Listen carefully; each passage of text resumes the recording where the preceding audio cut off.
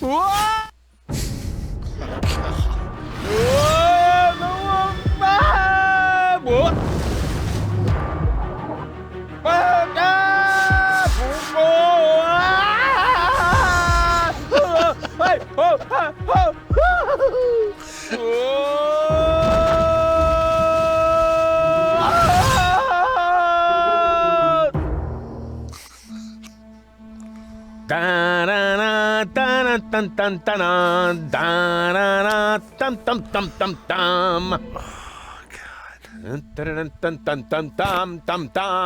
Rufus! Rufus! Huh?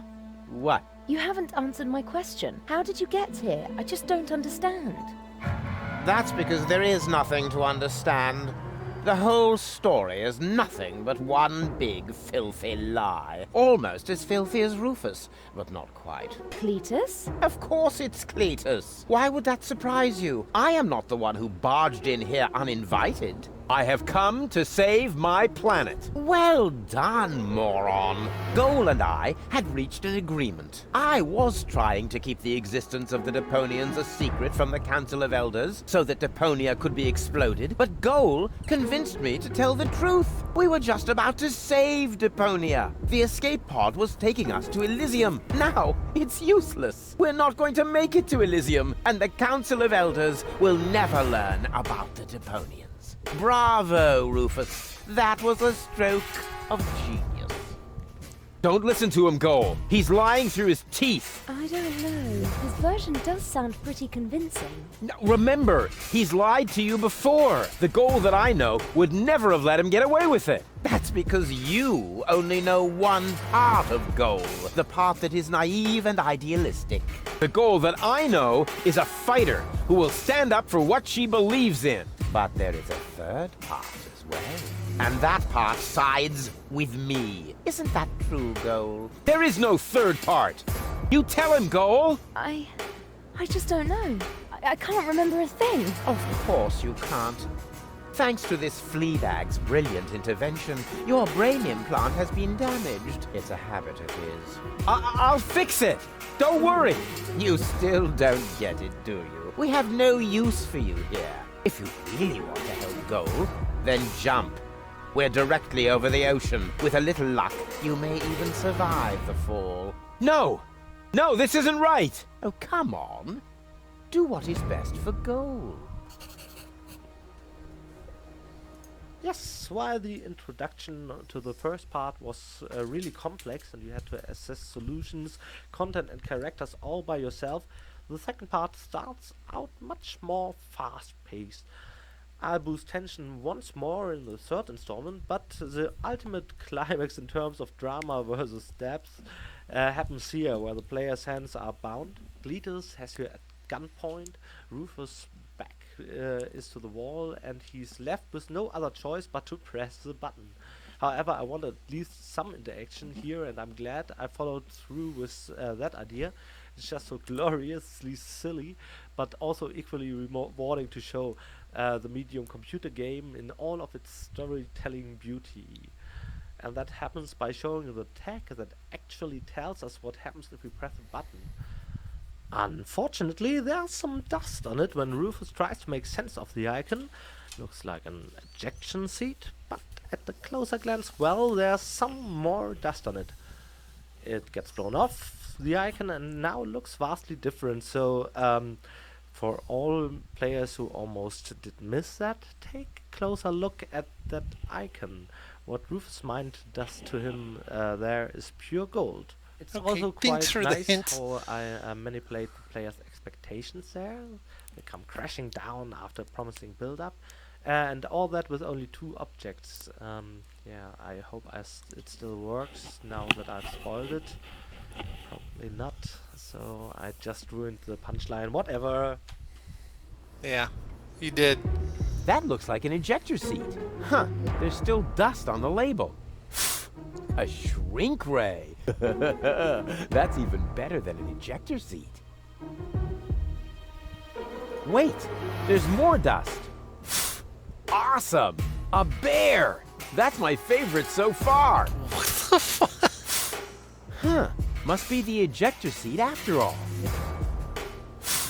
And again, the shrink ray. Wow, what an achievement. Got blowjob. The bear. I like the bear. I better not blow again. Oh, come on. Do what is best for gold. I won't let that underhanded traitor take goal to Elysium. I'm what's best for goal. No, don't! Ha! Nothing. Why? I wonder if... Uh-oh. No, goal! You idiot!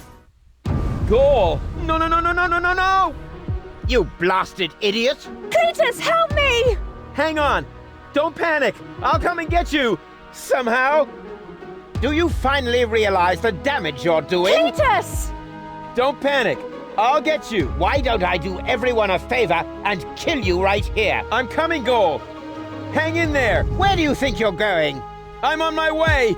Watch out! The rope's going to break at any moment! What are you doing? Did you really think you could get away like that? Say bye-bye, Rufus. Cletus! No! Cletus! Ah!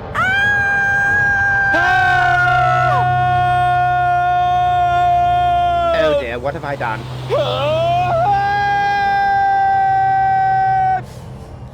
God. I still can't believe he really did that. No need to worry, really. He's just like a wombat. He often falls, but he always lands on all All the others. I know. What is that noise? What the? Goal? Don't be silly. If that were gold, the next we could expect... Rufus? Rufus. Ouch.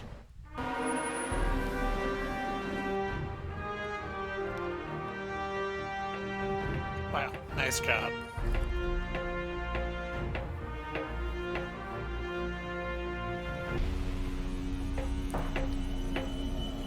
Everything's ready for detonation, Bailiff. Acknowledged, Chief Blaster.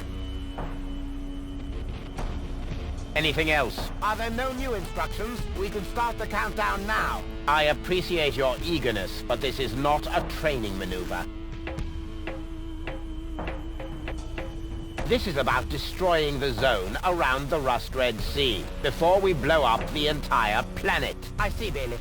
Stop interrupting me. I know very well what is at stake here. Do you think I wasn't aware of all the implications? It is true.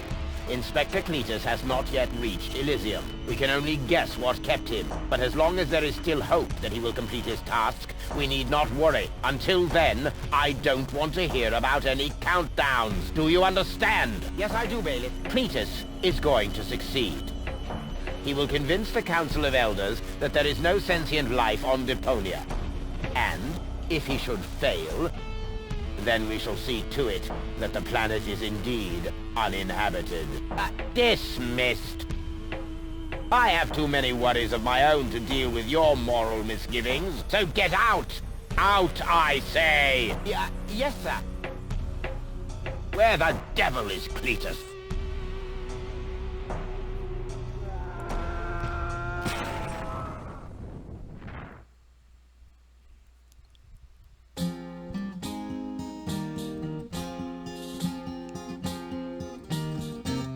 Only the most epic tales feature cruel depictions of saw blades crushed into cable boat walls. The attempt, though a blunt stunt, affected goals and planned, which surely can't be blamed on Rufus at all. Reckoning up the sun, the best was yet to come, for the end of part one seemed a little too coarse, and to amend we'll send him to attend a second chance for a decent happy ending, a grand fling with dancing and booze and so forth. Huzzah with booze and so forth.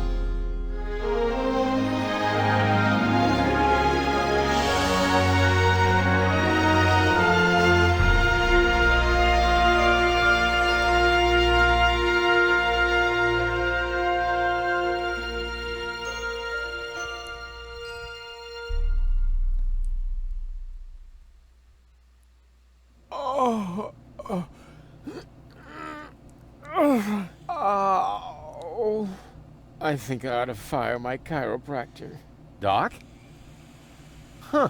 We seem to have docked. But where is everybody? Huh.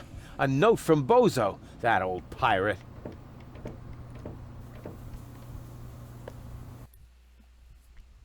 Good morning, lazy bones. Doc took Gold to his office. Huh. Finally someone who uses his brain. She wasn't feeling all that well. Yada, yada, yada. Blood from her ears. Blah, blah, blah. You can find me in the tavern. Tavern? Now that sounds promising. Huh, there's something else. Don't forget to go and see Doc. He needs your help. Why can't they ever manage without me? Nice. Huzzah with booze and so forth. that was stupid. Sorry, guys. Now, this room seems familiar, doesn't it? We know it from the first part. It's the bridge of Bozo's trawler. We just docked at the floating black market, so what else is there I didn't already tell you about this room? Maybe... yes, there's something. I scripted the intro cutscene myself here. That was great fun. One of the last steps we take is actually staging our scenes. Speaking in terms of order, the whole game is first scripted with dummies and placeholders. At that point, we haven't created all the visuals. Then we add the backgrounds, and after that we animate the characters corresponding to the backgrounds. So basically, we let them do all their special actions they have to perform with in certain scenes. That's a crapload of work if you have to do it all by frame instead of just telling the character to do this or that, like you can simply do it in 3D games. Yeah, it's probably not that simple, but in 2D, very few things are recyclable if they are tailored towards certain backgrounds. And thus we end up with a huge pile of special animations we can't use again. There are multi-purpose animations though, things we can use again, that are directly linked to the characters, facial expressions or things like the morning stretch routine. That one is, for example, from an idle animation. We can reuse that if the character is supposed to yawn and stretch, or when taking a look around in the sense of, oh, where have the others gone? We also have a solid pool of close-up animations by now. That's a good thing about a game you had to split in 3 parts. We pile up a lot of those standard animations and can actually animate without losing precious time or money we don't have to begin with. The related technique is something I grew really fond of. We have this close-up scene, for example, where Rufus reads that letter. This scene is a patchwork from other Rufus close-ups. I still take it on visually, cut them and fiddle in different facial expressions that were never meant for Rufus, yet still serve as backup animation pool. I enjoy this sort of tinkering. The true reward, however, came with Goodbye Deponia, since Rufus acquired a great pool of roughly 20 different emotions: pissed, bored, daring, vicious, evil, happy, silly, all kinds of stuff, really. The more animations we had, the more fun was this final touch, the pimping, the polishing and staging.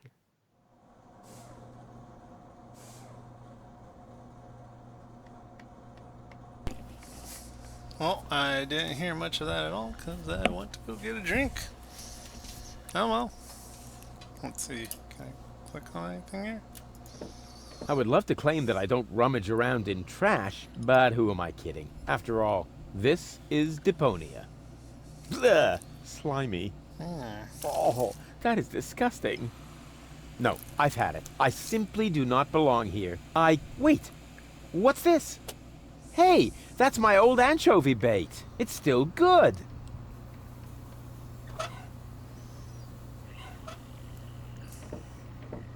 I can't leave here, not without gold.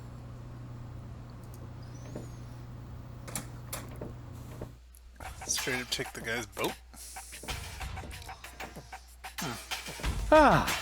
Nothing beats a fresh breeze from the sea. The smell of freedom and adventure. And tar, toxic chemicals. And Tony's mother? Shh! You're scaring the fish. Rotten fish. Close enough. But this native presents a welcome opportunity to make use of my cosmopolitan tactfulness and my linguistic skills. Me, Rufus, where I find lab belongs